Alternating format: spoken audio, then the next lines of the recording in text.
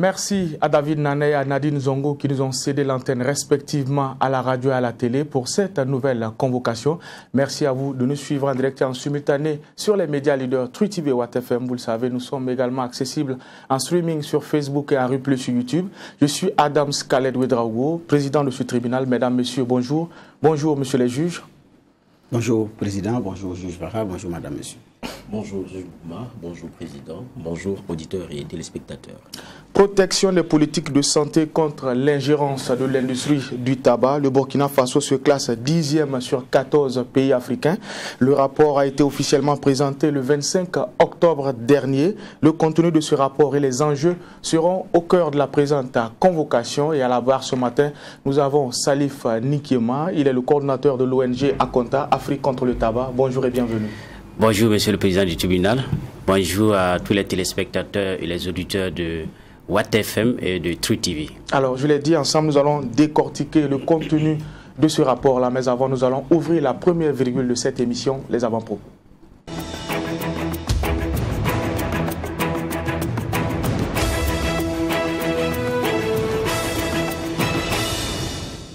Et pour cette partie, nous allons donner la parole au juge Bougma. Qu'est-ce qui retient votre attention pour la présente convocation? Ce qui retient mon attention, c'est une révélation du journal en ligne Libre Info qui a révélé que le Premier ministre burkinabé aurait donné des instructions à ses ministres de savoir garder quand ils sont en public ou quand ils sont dans des cérémonies de, comme on appelle ça, grandeur nature. Donc, de savoir raison garder, ça veut dire, c'est pas de ne pas parrainer les activités comme ces ministres sont sollicités, mais c'est effectivement de faire moins d'exhibitionnisme. Parce que bon, il y en a qui en font trop dans ce contexte sécuritaire, et donc ça rebute l'opinion. Il y a entre indignation et interpellation. Le Premier ministre a trouvé, comme on appelle ça, l'occasion belle pour effectivement appeler les ministres à la retenue et de savoir raison garder quand ils vont en public. Parce que c'est différent, c'est difficile d'empêcher, c'est même pas possible que des ministres partent en public parce que ce sont des hommes d'abord qui exercent une fonction ministérielle, donc qui est aussi publique. Vous êtes appelés à parrainer des événements. Il y a des manifestations parfois à caractère religieux, donc le ministre y va passeport au nom de sa foi. Donc les rendez-vous où il y a des affaires sociales et tout, les rendez-vous publics sont quotidiens dans la vie d'un serviteur de la République. Mais maintenant, arriver sur les lieux, comment est-ce qu'on se comporte, qu'est-ce qu'on fait, c'est beaucoup plus là l'enjeu. Et comme nous sommes dans une situation sécuritaire très difficile avec des déplacés internes, donc interpellation a été faite pour que les ministres sachent raison garder. Alors, des ministres, bon... il y en a d'ailleurs qui sont très discrets, qu'on ne voit pratiquement pas. À un moment donné, vous oubliez que vous avez un ministre qui s'appelle tant. Mais il y a d'autres également, compte tenu de leur positionnement politique ou de leur ministère, sont sous les projecteurs. Des ministres, vous voulez ou vous ne voulez pas, vous êtes sous les projecteurs. Si vous êtes au niveau de la culture, au niveau des sports, vous occupez des questions de la femme, vous occupez des questions de la jeunesse, ou dans le milieu des enseignements, il y a des ministères, vous voulez, vous ne voulez pas, vous ne pouvez pas rester à l'ombre parce que les sollicitations sont quotidiennes, les manifestations sont effectivement quotidiennes. Mais maintenant, comment est-ce qu'on s'y prend? Bon, tout porte à croire que le message a été entendu et nous pensons également que dans ce contexte, c'est une bonne initiative de pouvoir, comme on appelle ça, de pouvoir prendre une telle, de pouvoir faire une telle interpellation. Voilà, parce que je dis bien, ça ne veut pas dire qu'on a courbé les Chinois, mais face dans le contexte, on est en train de désarmer, mais moralement, ça peut contribuer à régler en même temps un certain nombre de problèmes parce que ça frustre beaucoup dans ce contexte-là. Surtout pour des déplacés internes qui parfois s'asseyent à la télé puis regardent. C'est pas aussi évident. Voilà. Donc, c'est ce que j'avais comme avant-propos. Merci, juge Bougma. Juge Barra. Oui, merci, Président. Moi, je vais m'intéresser à une actualité malienne qui intrigue. celle de Sophie Pétronet. On se rappelle que c'était en octobre 2020 qu'elle avait été libérée. Elle avait passé 4 ans, je pense, aux mains de ses ravisseurs dans la partie non maîtrisée du Mali, notamment par l'autorité centrale. Et on a tous vu ici un peu ses propos à elle ou ses sorties, ces quelques mots après avoir été libérée, qui donnait beaucoup de confusion en tout cas quant au regard qu'elle avait sur ses ravisseurs et tout. Maintenant, on nous apprend qu'elle est retournée au Mali et aujourd'hui il y a un communiqué qui a été lancé demandant à toutes les unités de gendarmerie d'appréhender Sophie Pétronet et de la conduire sous escorte à la direction de la gendarmerie nationale. Bon, il y a beaucoup de choses qu'on ne comprend pas autour. C'est vrai que la dame, dit-on, elle est revenue au Mali. Pour certains, elle n'est jamais repartie à Gao où elle avait été enlevée, où elle a aussi beaucoup on va dire d'affinités avec un certain nombre d'éléments. Qu'est-ce qui se passe clairement? Qu'est-ce qui ne va pas? En tout cas, il y a tout un flou autour du retour de cette bonne dame et ça suscite encore beaucoup de questions. Et puis on sait comment les libérations se font. C'est souvent avec des contreparties, espèces sonnantes et trébuchantes et ou libération d'autres détenus que vous avez, qui sont souvent aussi des personnes qui ont été arrêtées pour avoir commis des actes terroristes et tout. Donc, d'une façon ou d'une autre, ça apporte de l'œil du moulin à l'adversaire d'en face, le terrorisme. Donc, quand on finit autant de sacrifices, pour revenir à ce dans quoi on est, c'est un peu dommage. Mais pour cette dame, on espère que les choses se passent bien et que, bon, on la retrouvera. Merci, messieurs les juges, pour ces propos introductifs. Nous allons également dire merci à l'équipe de réalisation de cette émission, le Tribunal de l'actualité, qui nous permet d'être ensemble en direct et en simultané sur les antennes des médias leaders. Pour la présente convocation, Salif Nikema est notre convoqué du jour. Il est le coordonnateur de l'ONG Akonta Afrique contre le tabac. Bonjour une fois de plus et bienvenue à la barre du Tribunal de l'actualité. Merci beaucoup. Alors, je l'ai dit, avec vous, nous allons parler du dernier rapport sur l'indice de l'ingérence de l'industrie du tabac au Burkina Faso. Selon ce qu'on a eu comme information, le Burkina Faso est classé 10e sur 14 pays africains. Nous allons en tout cas comprendre les enjeux de ce classement-là. Mais avant, nous allons revenir sur un autre défi qui est en tout cas celui que vous avez décidé de prendre comme cheval de bataille. C'est notamment la lutte contre le tabac et notamment votre débat et le combat pour la position des images chocs sur les paquets de tabac. Aujourd'hui, c'est une réalité. Aujourd'hui, quel bilan vous faites justement de cette action-là? Est-ce que ça produit les effets escomptés? Alors, merci beaucoup, Monsieur le Président. Merci, cher juge. Alors, c'est un honneur pour moi d'être sur votre plateau pour parler des questions liées à la santé publique à travers la lutte anti-tabac.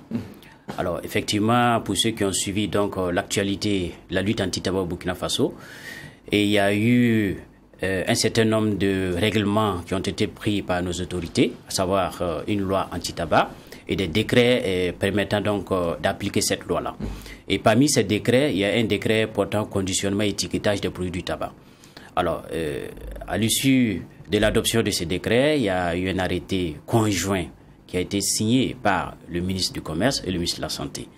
Et cet arrêté-là donnait des instructions aux industriels de tabac, c'est-à-dire les fabricants, les importateurs de tabac, à apposer des images qui rappellent les conséquences sanitaires de la consommation du tabac. C'est vrai que les paquets, les anciens paquets, il était écrit abus dangereux pour la santé, qui était écrit en filigrane, presque invisible. Et comme vous le savez, les gens préfèrent les images que les écrits. On a dit que quand tu veux cacher une information, il faut l'écrire. Et quand c'est une image, c'est apparent et cette image-là est parlante. Donc les industriels de tabac devraient apposer des images sur les paquets de cigarettes pour rappeler les fumeurs, les non-fumeurs, les adolescents, ceux qui ne sont pas conscients de la dangerosité de ce produit-là, pour qu'ils sachent qu'en fumant la cigarette, on peut avoir telle ou telle maladie. Bien vrai qu'on sait qu'il s'entraîne des maladies, mais il faut mettre les images pour une fois de plus interpeller les consommateurs sur la dangerosité de ce produit-là. Et vous avez suivi, l'industrie du tabac s'est opposée à travers une ingérence dans les politiques de santé publique, ce qui est inadmissible. Elle s'est opposée, elle a tenu pendant 3 ans, elle a mis en retard l'application de cette mesure pendant 3 ans. Et nous sommes passés par tous les moyens, en faisant des conférences de presse, en faisant des écrits, des lettres de dénonciation, en interpellant le gouvernement, bien sûr dans notre rôle régalien, sur les agissements de l'industrie du tabac. C'est un texte national, c'est une loi.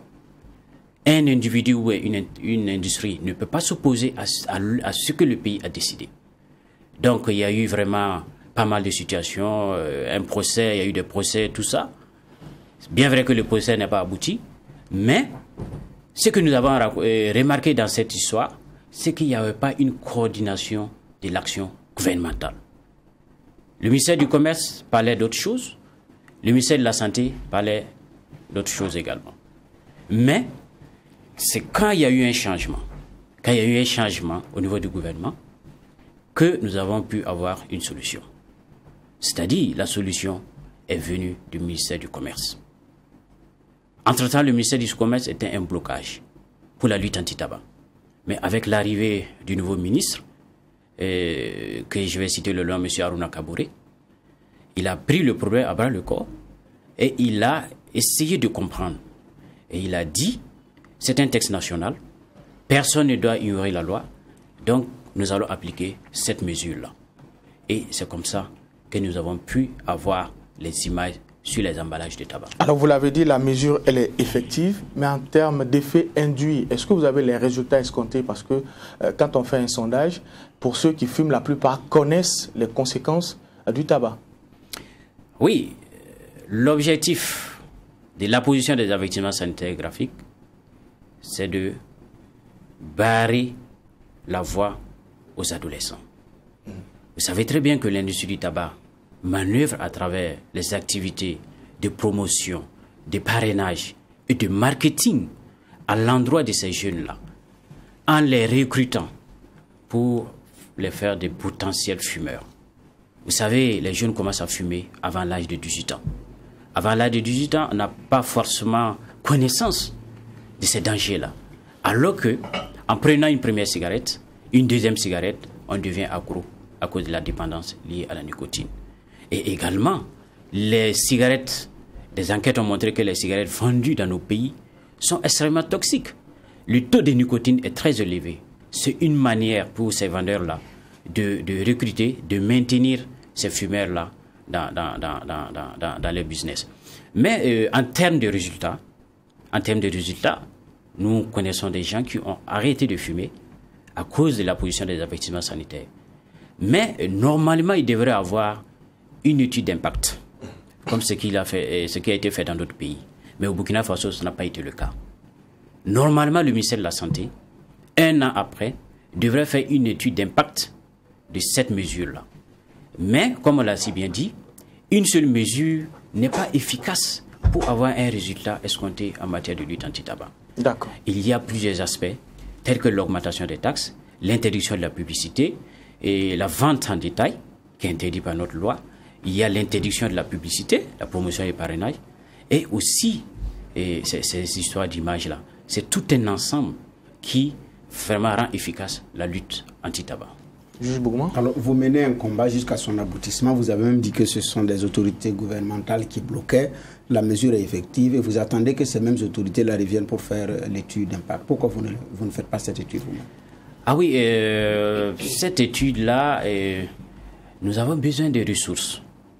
Nous avons besoin de ressources pour faire cette étude d'impact. Alors, je vous dis que la lutte anti-tabac n'est pas financée au Burkina Faso. Je le parle haut et fort. Nous ne bénéficions aucun franc de l'État burkinabé pour mener cette lutte. Nous la menons parce que nous sommes engagés. Nous la menons parce que nous protégeons la santé des populations. Pour avoir une étude d'impact sur le plan national, il faut quand même un minimum de ressources. Et c'est une législation nationale. Ce n'est pas à la société civile de mener cette étude-là. La société civile peut participer. Ce n'est pas une loi qui a été prise par la société civile. C'est une loi nationale. Sous la pression de la société civile. Bon, sur la surveillance et la pression de la société civile, parce que nous faisons face à une industrie puissante, une industrie qui s'ingère partout, une industrie qui intimide les autorités. Si nous n'avons pas cette pression, je vous assure que l'industrie du tabac le Burkina Faso serait un Eldorado pour l'industrie du tabac. Si vous vous défendez parce que vous n'avez pas de moyens, c'est recevable. Mais si vous vous défendez parce que normalement c'est le ministère qui doit faire ci, normalement c'est le ministère qui doit faire ça, alors que vous avez dit que le ministère n'était pas, comme on appelle ça, très engagé, là moi je ne vous suis plus. Parce que l'ONG, comme on appelle ça, vous êtes même passé au stade d'ONG. ONG, c'est trop dit. C'est une association ou c'est une association. D'accord. C'est une association. Là, ok. Alors que votre association, vous avez des partenaires. Oui, nous avons des partenaires, mais nous n'avons pas des partenaires qui sont là à tout moment. Les partenaires financent selon les domaines. C'est vrai que nous cherchons toujours des financements. Nous n'avons pas abandonné cette enquête d'impact-là. Je pense que c'est seulement un manque de volonté politique. Il vous faut combien pour réaliser l'étude? Bon, je ne suis pas expert, il y a plusieurs contours. Je ne peux pas. À ce stade-là, vous n'avez même pas estimé les besoins que vous voulez pour le faire. Non, vous savez, il y a une structure. Il y a une structure qui existe au niveau du ministère de la Santé qui s'occupe de la lutte anti-tabac. Moi, je parle... Non, oui. La société civile a son rôle Je parle à la société civile parce que c'est elle qui est devant moi. Oui. Et qui mène un combat qui ne date pas d'aujourd'hui. Parce que plusieurs fois, vous êtes passé pour des conférences de presse sur des plateaux d'émission. Ça ne date pas d'aujourd'hui. Et comme on appelle ça, votre combat. C'est pourquoi moi, je m'adresse effectivement à vous. Et je demande, est-ce que vous avez même pu déjà évaluer vos besoins si d'aventure, à supposer que le ministère vous dise, bon, nous vous confions la charge de faire cette étude-là. C'est combien ça vaut? Donc, mais j'ai l'impression que même vous n'y avez pas réfléchi. Je suis désolé, mais pour une étude de grande envergure, je ne peux pas vous dire à l'instant T tel nombre de millions que nous avons besoin. D'accord, parce que moi ce que je voulais savoir c'était s'il y avait déjà eu une réflexion là-dessus qui aboutit au moins à des estimations. Mais je vois que là c'est même pas fait. Oui. C'est bon pour moi. Alors peut-être pour appuyer la question de juge Bougma, vous l'avez dit, la loi a été votée sous la pression de la société civile. Est-ce qu'il y a la même pression justement pour qu'il y ait l'étude sur l'impact de la loi? La loi a été votée, bien sûr, sur la pression de la société civile. Et pour ceux qui ont suivi donc l'adoption de cette loi, elle a été votée sous l'emprise de l'industrie du tabac, parce que cette loi qui était proposée par le gouvernement a été remplacée une fois à l'Assemblée nationale par une loi proposée par l'industrie du tabac. Nous étions la vigilance de la société civile. L'industrie du tabac allait faire passer sa loi. Mais nous avons intervenu. Nous avons intervenu au bon moment, mais quand on lit la loi, on sent vraiment les passages de l'industrie du tabac. Mais c'est une loi qui est bonne, parce que ça permet quand même le minimum pour appliquer et pour protéger la santé des populations. Et également, vous savez, l'étude d'impact, nous avons fait ce que nous pouvons faire. Nous avons mis en place un numéro vert qui a été géré par la société civile. Et l'entrée de cette mesure-là, les gens appelaient, de par le Burkina Faso, pour dire « Ah, nous avons vu les images, nous avons vu votre numéro, nous voulons arrêter de fumer, qu'est-ce que vous pouvez faire ?» Nous donnons les conseils, mais ce n'est pas suffisant. Nous voulons que le ministère de la Santé s'engage, comme les autres ministères de la Santé ont fait dans le monde, les pays développés. La société civile ne fait qu'accompagner l'action gouvernementale. Nous ne pouvons pas prendre la place des autorités du ministère de la Santé pour mener un certain nombre d'activités. C'est vrai que cette étude d'impact, elle est importante. Elle est importante parce que ça nous permettra vraiment de réajuster un certain nombre de choses. Mais je pense que nous allons continuer à mettre la pression. Nous avons des ministres aujourd'hui qui sont attentifs, qui écoutent, qui sont prêts à aller de l'avant dans cette lutte-là. Donc c'est une occasion pour nous. Nous allons poursuivre le plaidoyer pour que, enfin, nous puissions vraiment avoir une étude d'impact sur la mesure rentrant dans la mise en œuvre de cette mesure. Moi, vous disiez tout à l'heure, vous criez haut et fort que vous ne recevez aucun copec de l'État dans votre lutte. Et pourtant, la lutte a un coût. On a vu vos campagnes de pression. On l'a bien suivi, ça a un bon coût. Vous êtes financé par qui? Merci. Nos partenaires sont les mêmes partenaires du ministère de la Santé. Nous avons l'Union internationale contre la tuberculose et les maladies respiratoires qui nous appuie. Et c'est cette union-là qui a appuyé le ministère de la Santé dans la prise de la loi anti-tabac et des décrets. Il y a également des ONG au niveau sous-régional, et telles que l'Alliance africaine pour le contrôle du tabac en Afrique. Il y a également CTFK, Campaign for Tobacco Free Kids, qui est une ONG américaine qui soutient, qui est financée par la fondation Bill et Melinda Gates, qui nous appuie par moment dans cette lutte-là. Donc l'idéal, c'est d'avoir un financement endogène. J'ai posé la question, je vais step by step. Vous savez, nous on ne connaissait pas ça, hein. C'est-à-dire la position de ces images. Ben, je pense que la plupart des gens savent que le tabac c'est dangereux. Vous avez dit, si on fait ça, ça va diminuer un peu la tendance à fumer chez nos populations. Vous êtes basé sur des études menées ailleurs, financées. Oui. Maintenant, pour ce qui est de l'impact au Burkina, vous faites toute la pression, mais vous ne voulez pas aussi faire de la campagne de captation de sous pour au moins savoir l'impact de ce pourquoi vous avez lutté autant d'années.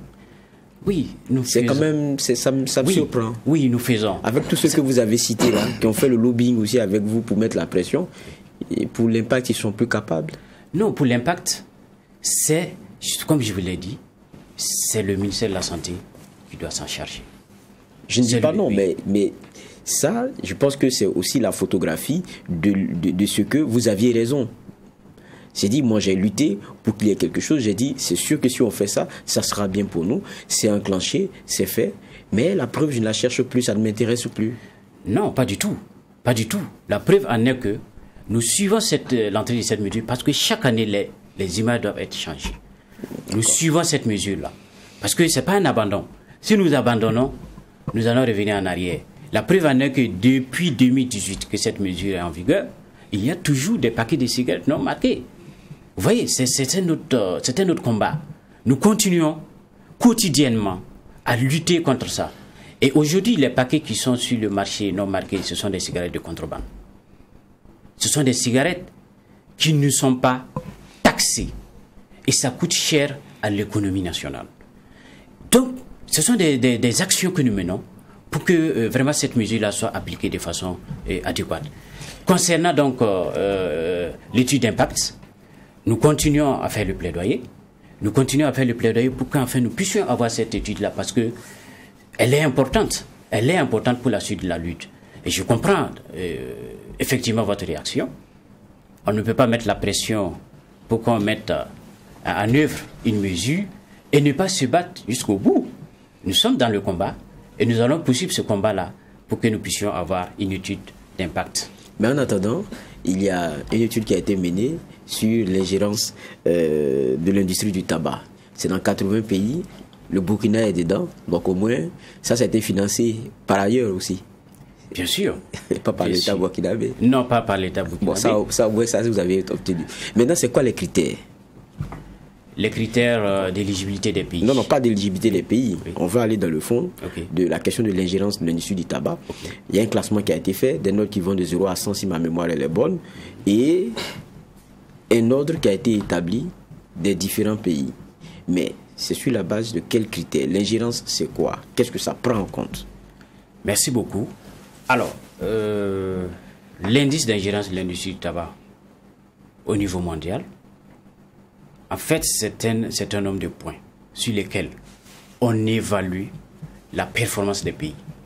Par exemple, donc, la participation de l'industrie du tabac dans les politiques de santé, qui est notée de 0 à 5. Par exemple, je prends le cas du Burkina Faso. Est-ce que l'industrie du tabac a participé à l'élaboration des politiques de santé au Burkina, par exemple lors de l'adoption de la loi anti-tabac? Si c'est oui, on doit noter. Si cette ingérence-là est flagrante, on peut noter jusqu'à 5. Maintenant, si c'est une ingérence qui n'est pas tellement flagrante, on peut nous donner un certain nombre de points. Et c'est à l'issue de ces notations-là qu'on essaie de faire le total et voir quel pays a eu plus de points. En plus de la participation donc, de l'industrie du tabac dans les politiques de santé, il y a également les activités dites sociales des entreprises. Il y a ça également. Il y a également les avantages accordés à l'industrie du tabac. Vous voyez, il y a des interactions inutiles de l'industrie du tabac. Il y a aussi les conflits d'intérêts. Ce sont ces points-là, ces éléments-là sur lesquels on essaie d'évaluer est-ce que dans ces pays-là, il y a eu des cas d'ingérence dans ces domaines. Et c'est en fonction de la notation qu'on totalise et on dit tel pays est classé telième ou telième. D'accord. Est-ce qu'on peut peut-être avoir des faits ou des exemples qui permettent de mieux comprendre un peu le classement de Burkina Faso? Vous l'avez dit, oui. Il y a souvent du marketing social de l'industrie du tabac pour, je dirais, se faire bonne presse. Est-ce qu'il y a des exemples qui nous permettent aujourd'hui de comprendre davantage ce classement? Oui, il y a beaucoup d'exemples. Quand vous prenez la Maboussik qui offre des fourrages à la gendarmerie de Bobo-Dioulasso et qui fait le lancement devant la presse avec les couleurs de cette industrie, est-ce que ça ne peut pas porter atteinte à une décision, à l'engagement même des autorités? Vous voyez, il y a également les sponsoring, les parrainages des activités. En fait, l'industrie du tabac, les responsables de l'industrie du tabac font ces actions-là pour se laver moralement. En fait, c'est une pression publique. Vous voyez, imaginez monsieur Lassina Diawara qui offre un forage à une école et la mutuelle de la Maboussik qui offre des kits scolaires à une école. Vous le savez très bien, il ne peut pas aller remettre les kits sans parler de leur industrie. C'est une manière de préparer les enfants à la consommation du tabac pour dire que la Maboussik est une entreprise responsable et la Maboussik est une entreprise qui aide la population, alors que derrière cette entreprise-là, il y a des conséquences socio-sanitaires néfastes qui vraiment jouent sur la population. Ok. Oui, moi je voulais... Parce que souvent quand je vous écoute, il y a quelque chose de fondamental que je veux savoir. Pour vous, les industries du tabac devraient être illégales? Ce sont des industries illégales, mais ce sont des industries qui doivent respecter un certain nombre de mesures. Parce que l'industrie du tabac n'est pas comme l'industrie qui fabrique des pneus, comme une industrie qui fabrique des bonbons. Non, je suis entièrement d'accord. Oui. Je suis entièrement d'accord. C'était mon premier niveau de question. Merci. Et puis, deuxième niveau de question, en tant qu'entreprise, il y a ce qu'ils appellent RSE. Maintenant, je suis d'accord, il y a la façon peut-être un peu, comment dire cela, un peu difficile à suivre, parce que dans la RSE, c'est le contact direct avec les communautés. Ça, vous l'accordez. Bon, donc ce que vous dites, c'est qu'ils peuvent continuer de faire leur RSE sans qu'il ait leur image et une communication qui soit axée sur l'entreprise. S'ils peuvent le faire, sans faire de la promotion de leurs produits, sans faire de la promotion de leur industrie, je pense que c'est acceptable. Et vous dites encore que le fait qu'ils aient reçu même un trophée à titre honorifique, ça encore, c'est... Oui, ce sont des actions qui visent à ralentir donc la politique de lutte anti-tabac dans nos pays. Ils l'ont fait dans les pays développés, ils le font d'ailleurs dans nos pays, parce qu'ils ont la facilité. Dans les pays développés, c'est pas facile, il y a un certain nombre de mesures que l'État refuse. C'est pas tout qui est bon à prendre. L'État refuse donc d'accepter un certain nombre de dons. Vous voyez? Donc, derrière cette RSE-là, se cache quelque chose. Moi, ça me fait sourire, parce qu'on parle du tabac, mais à côté, regardez l'alcool. Chaque fois, les gens sont en train de boire. Mais l'industrie de la brasserie, là, c'est elle qui... C'est-à-dire que quand on a enlevé le tabac, c'est elle qui est venue occuper tout le terrain. Musique, tout ce que vous voulez comme divertissement, c'est eux qui sont là. Ils continuent. C'est-à-dire qu'on change un mal par un mal. Maintenant, moi, je vous pose la question de savoir, est-ce que sur les questions de tabac, on ne tape pas ailleurs? Parce que quand je regarde l'étude qui a été faite, on dit que l'étude fait ressortir que le Burkina obtient une mauvaise note du fait du système d'authentification, de suivi, de traçabilité et de vérification fiscale des produits du tabac fabriqués ou importés au Burkina Faso, basés sur les normes Codentify qui a été défini. On n'est pas dans ce que vous définissiez comme politique peut-être un peu perverse, marketing et tout, mais on est sur du dur. C'est-à-dire que le tabac qui rentre chez nous, dont on ne maîtrise pas la trace, c'est-à-dire que faut qu'on appelle un chat un chat. C'est-à-dire qu'on a un bon tabac ici qui est fruit d'une contrebande. Oui, merci d'être revenu sur cette mesure sur le suivi des traçabilités des produits du tabac. Alors, je vous rappelle que l'OMS a mis en place un protocole sur le suivi et la traçabilité des produits du tabac. Et le Burkina Faso a ratifié ce protocole-là. Et quand un pays ratifie ce protocole, ce pays-là prend un système de suivi et de traçabilité propre à lui pour suivre les activités de l'industrie du tabac. Alors, qu'est-ce qui s'est passé au Burkina Faso? Le système de suivi et de traçabilité qui est mis en œuvre actuellement est un système de suivi qui a été proposé par la Maboussig. C'est l'industrie du tabac qui a proposé ce système-là, ce qui est contraire à l'esprit de ce protocole. Comment pouvez-vous confier le contrôle des activités de l'industrie du tabac à une industrie du tabac? Donc ça, c'est la faute de qui? C'est le ministère du Commerce? C'est le ministère du Commerce et le ministère de l'Économie et des Finances. Cet arrêté a été signé en 2016. D'accord. C'est le ministère du Commerce et le ministère de l'Économie et des Finances d'antan qui ont permis ce désordre-là. Qu'est-ce qu'il dit alors? Ce système dit que, en fait, on doit mettre des étiquettes, des codes sur les paquets de cigarettes qui vont permettre vraiment de lutter contre la contrebande. Pour que l'État puisse vraiment recouvrir les recettes liées à la commercialisation de ces paquets-là. Alors que bon, il n'y a pas de confiance. On ne peut pas donner cette possibilité à la Maboussig de s'auto-contrôler. C'est la raison pour laquelle, à l'époque, nous avons écrit, nous avons fait une conférence de presse pour attirer l'attention des autorités pour que cet arrêté-là soit annulé. Mais ils ne nous ont pas écoutés. Comment voulez-vous avoir des recettes sur la commercialisation d'un certain nombre de produits en permettant à cette industrie-là de gérer un certain nombre de choses? C'est pas acceptable. Et d'ailleurs, quand nous sommes allés à la COP8 en 2018, le Burkina Faso était mal représenté. On dit non, c'est chez vous que l'industrie du tabac dit que c'est loi. Vous savez, tout ce qui se fait ici est vu au niveau mondial. Et il y a des trucs qui ne sont pas acceptables. C'est la raison pour laquelle nous battons jour et nuit pour que l'image du Burkina Faso soit vraiment une image acceptable. D'accord. Voilà. Vous avez parlé de contrebande.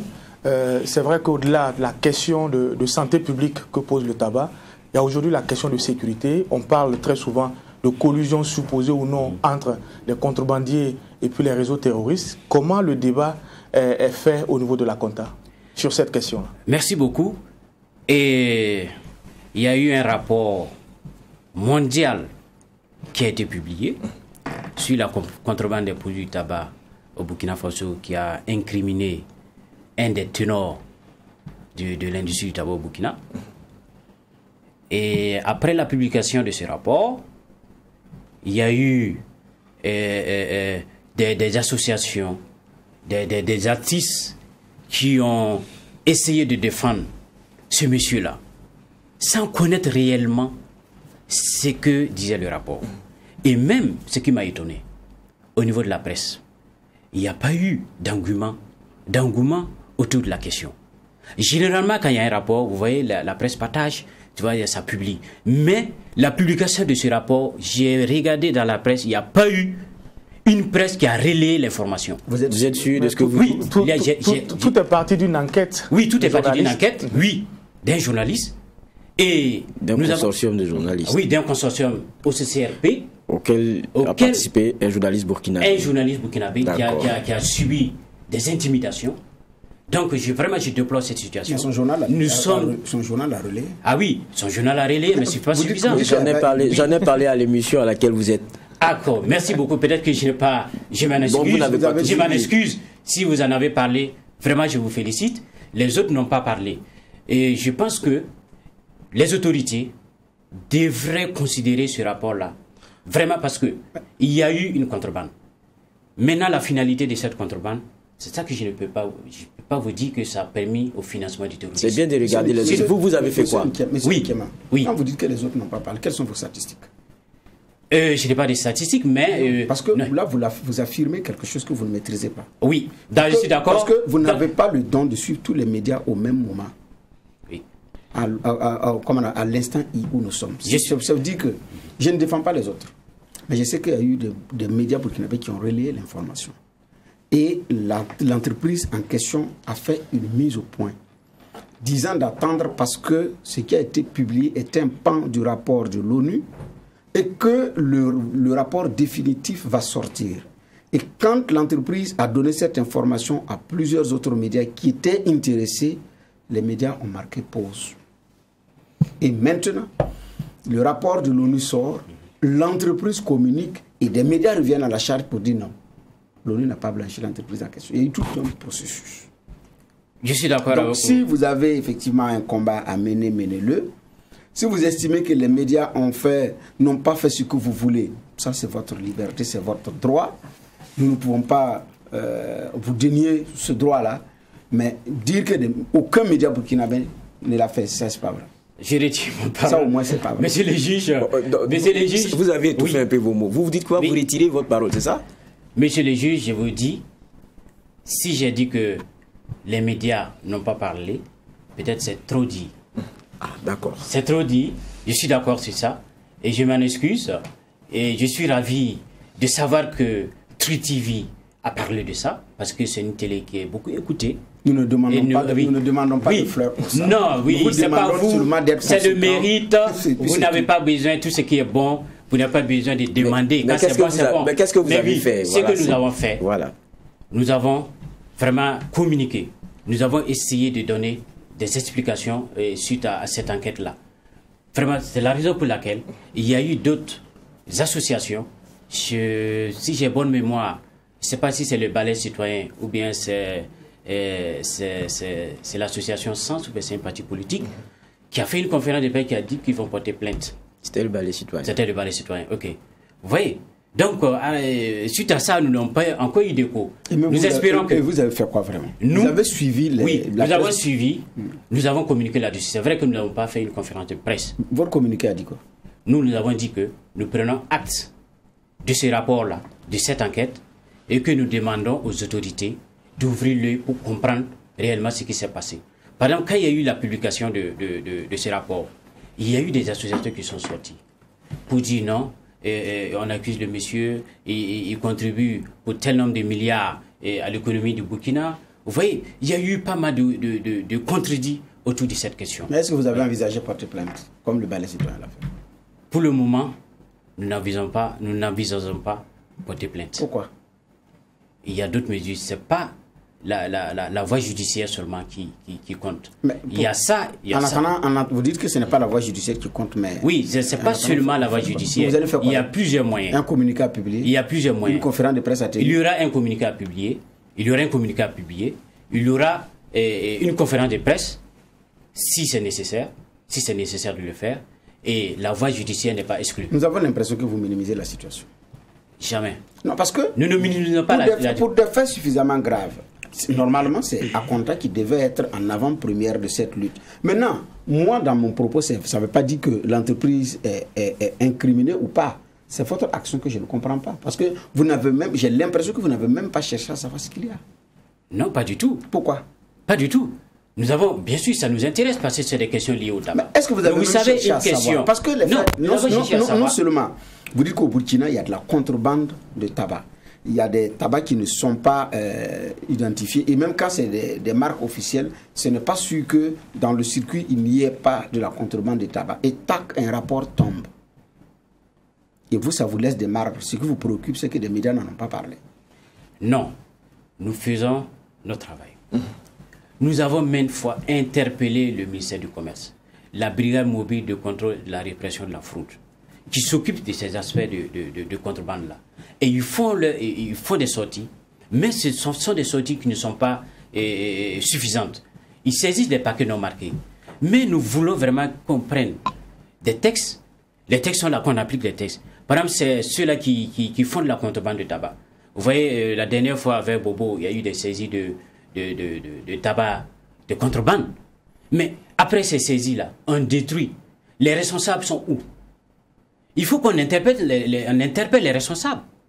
Si chaque fois on va saisir et ça continue, nos frontières sont poreuses, les gens vont continuer à rentrer avec ces produits-là.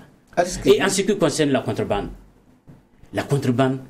même les industriels qui se disent légaux sont souvent responsables de cette contrebande. Vous voyez? Et je vous dis, la contrebande associée au terrorisme. Vous voyez, la question du terrorisme, c'est une question extrêmement difficile et très sensible. Il faut avoir vraiment des preuves vraiment légales avant de se jeter. Nous savons qu'il y a contrebande, mais la finalité de cette contrebande-là, qu'ils ont dit que ça finance le terrorisme, que nous ne pouvons pas affirmer. Sinon, il y a eu bel et bien contrebande. Il a existé un dépôt à Marcoy, un dépôt où les cigarettes transitaient par Ouaga et arrivé à Marcoy, on ne sait pas où ces cigarettes-là rentraient. Mais ça ne passait pas le désert. L'entreprise dit que le dépôt de Marcoy, c'est tout simplement parce que la marque de cigarette n'est pas vendue sur le territoire burkinabé et Marcoy est l'entrepôt juste pour arroser dans les pays où c'est autorisé. Et comme ce n'est pas autorisé à Ouaga, la douane escorte la marchandise, c'est gardé à Marcoy. De Marcoy, ça arrose les pays du Sahel et autres où il y a une autorisation de vente parce que la cigarette en question ne doit pas être vendue sur le territoire burkinabé. Ça, c'est l'explication que l'entreprise avait donnée. Ça ne veut pas dire que c'est un entrepôt clandestin. Parce que l'entreprise dit, devant l'entrepôt, il y a des douaniers burkinabés. Et quand nous avons besoin d'un stock, c'est la douane burkinabé qui supervise, qui fait sortir. Et nous embarquons pas, ils sont escortés jusqu'à la frontière. Et ça s'arrête là. Mais à vous entendre parler, c'était comme si c'était un entrepôt clandestin.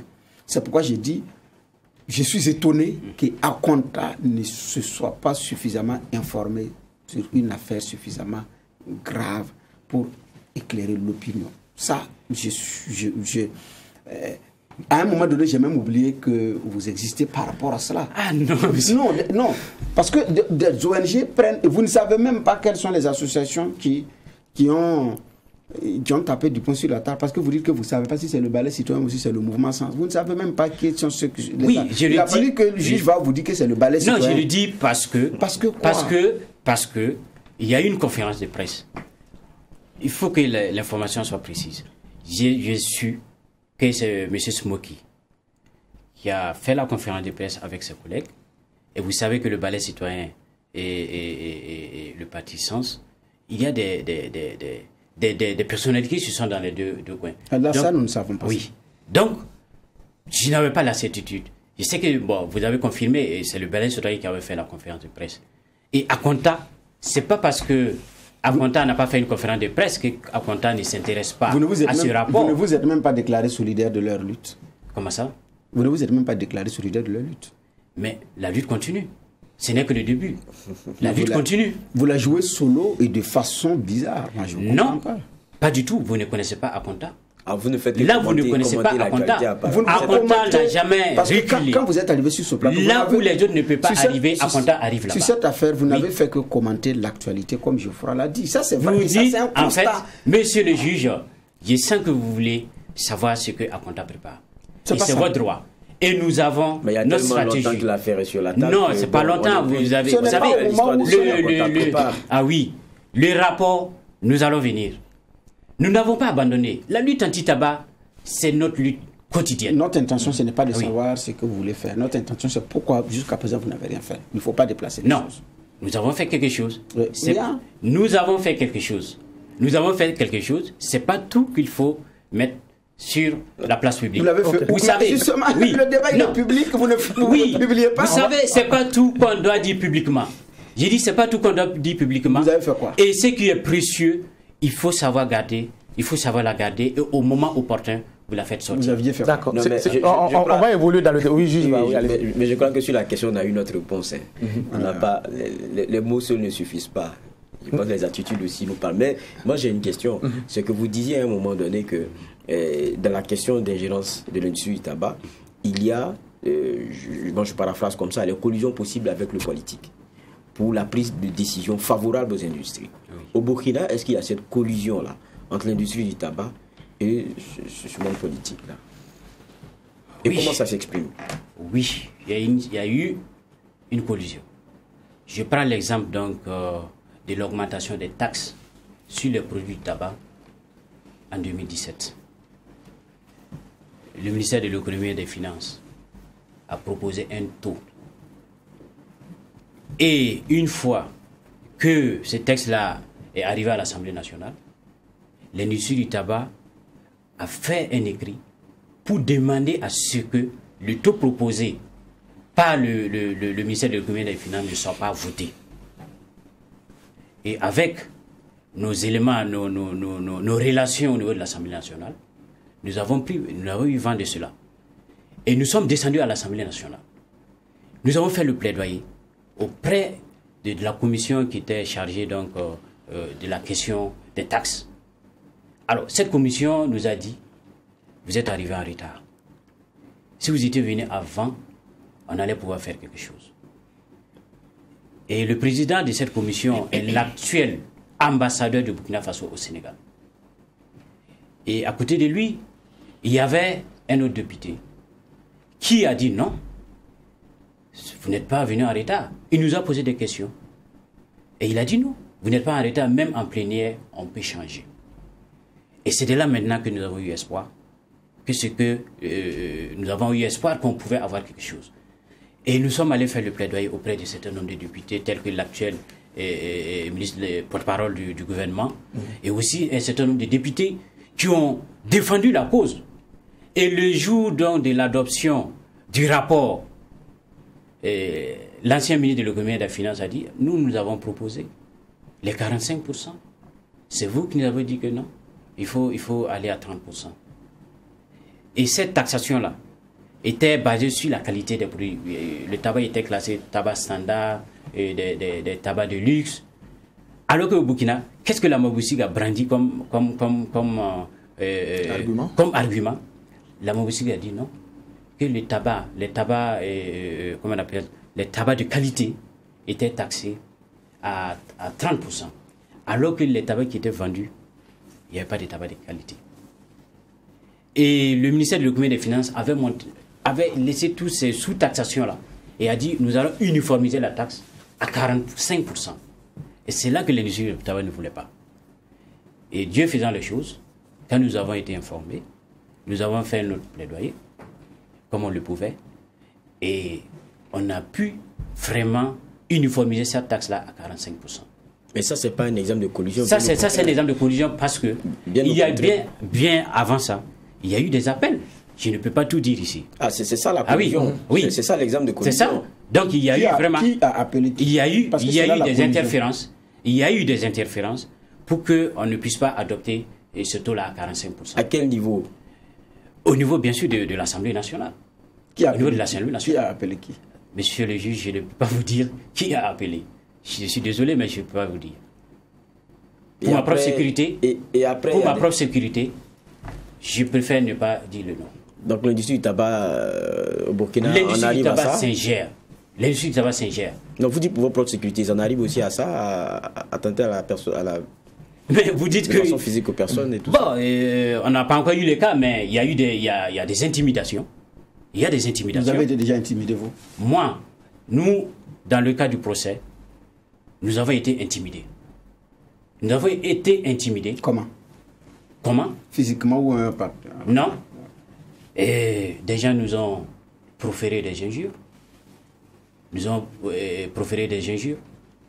ont même essayé d'appeler les jeunes à les casser des trucs comme quoi c'était Akonta qui invitait les jeunes à sortir pour manifester. Alors que rien.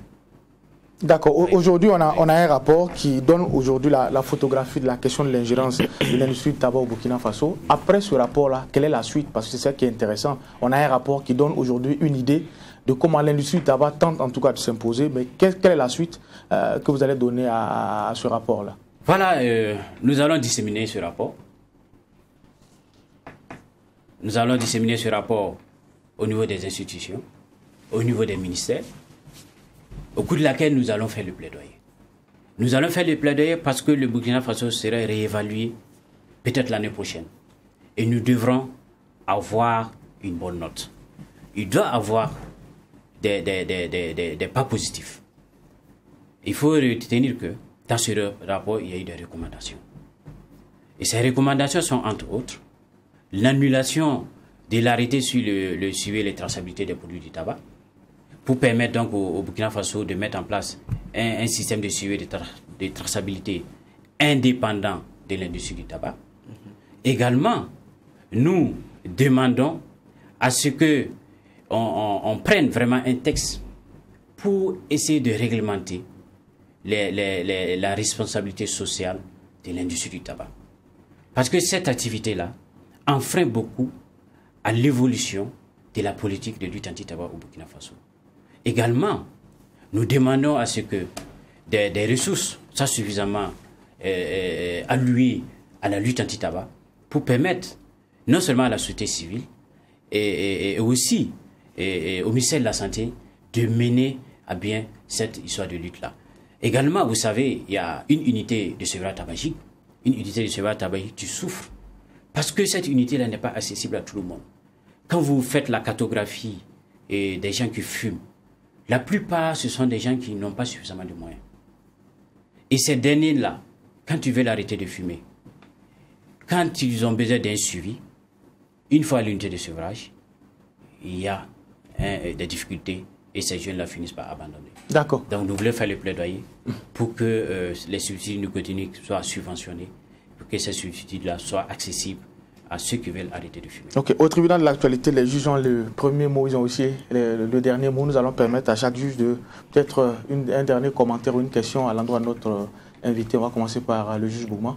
Oui, je vois que Akonta est à l'image des autres OSC burkinabés qui attendent toujours que les organismes publics donnent de l'argent pour pouvoir fonctionner, ce qui n'est pas évident parce que souvent, c'est des actions qui sont visées d'ailleurs contre ces organismes publics-là. Donc, il ne faut pas rêver, c'est de trouver les voies et moyens, de trouver des financements alternatifs mais crédibles qui puissent vous permettre d'atteindre vos résultats.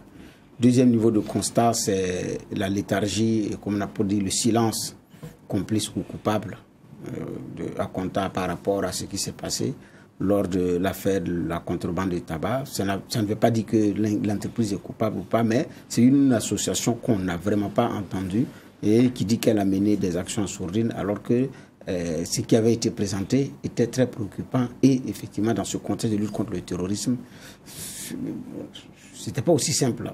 Là, je ne sais pas qu'est-ce qui s'est passé, mais bon, on attendra de voir. Mais la réalité aussi, la collusion entre le milieu de tabac et les hommes politiques, les financements des activités, au Burkina, malheureusement, la frontière n'est jamais franchie.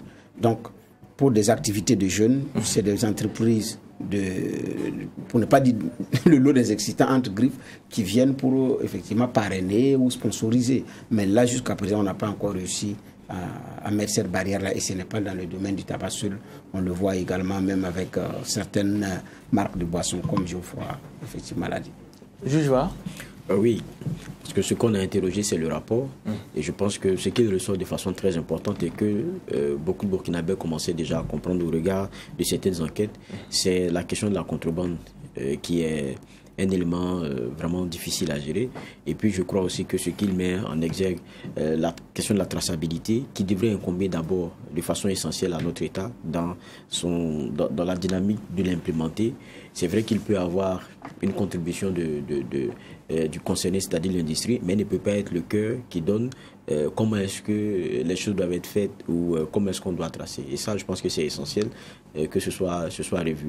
Maintenant, je dis que ce sont des entreprises aussi légales. Maintenant, c'est difficile. C'est vrai qu'il y a ce qui encadre leur publicité et leur marketing. Maintenant, ils trouvent toujours des failles pour pouvoir s'adresser à ces jeunes et puis, on va dire, vendre leurs produits. C'est de ça qu'il s'agit. Maintenant, il y a donc à rester toujours regardant. Mais j'ai dit, dans les actions, fourrage, comme on a cité, dons et tout, on est tellement dans le besoin que c'est des choses dont on ne peut se faire l'économie et c'est vraiment compliqué. Et puis sur ce terrain-là, je l'ai dit encore, on parle du tabac, mais on a la boisson aujourd'hui, surtout alcoolisée, et qui a pris tout le terrain. Et pour moi, les risques sur la santé publique, c'est toujours aussi pareil. Merci, monsieur le juge, pour ces regards et ce verdict-là. Nous allons également dire merci à Salif Ninkema. Vous êtes le coordinateur de Akonta, Afrique contre le tabac. Avec vous, on a fait en tout cas le tour du rapport sur l'indice d'ingérence de l'industrie du tabac sur les questions de politique de santé au Burkina Faso. Une fois de plus, merci d'avoir en tout cas répondu à notre convocation. On va dire merci à monsieur les juges et se donner rendez-vous pour la même mission, poser un regard critique sur l'actualité manhattanais. Restez fidèles au programme des médias leaders, Truth TV et Watt FM.